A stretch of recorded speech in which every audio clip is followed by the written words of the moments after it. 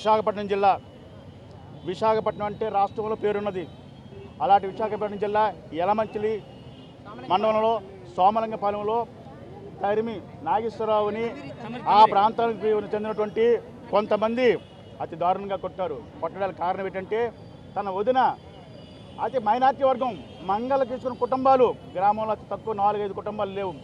ఆ వదిన్ని చేపట్టుకుని అడిగినందుకు గాను అదో రాత్రి మంగళ షాప్ కట్టుకొని వస్తున్నటువంటి నాగేశ్వరరావుని కాచి నలుగురు పిల్ల అప్పలనాయుడు, పెంటకోట నూకరాజు, కనకలింగేశ్వరరావు, బొద్దాపు అప్పారు నలుగురు కలిసి కర్రలతో బాది కొట్టి ఒక క్రూర మృగాన్ని ఎలా కొడితే ఈరోజు హాస్పిటల్లో పడి ఉన్నాడు.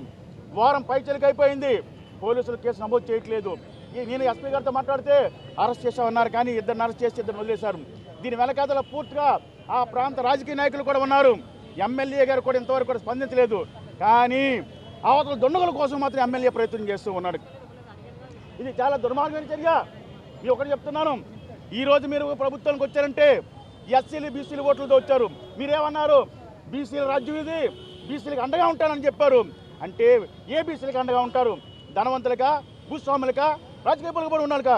పేదవాళ్ళని 4 గడ్డలు తీసుకుంటారు, కానీ పొట్ట గడవలేని మా బతుకులకి మీరు ఈరోజు వచ్చి వాళ్ళు దారుణంగా కొట్టి చనిపోయే పరిస్థితి ఉంది. కాబట్టి ఆ నాగేశ్వరరావు కుటుంబానికి ప్రభుత్వం బాధ్యత వహించాలి.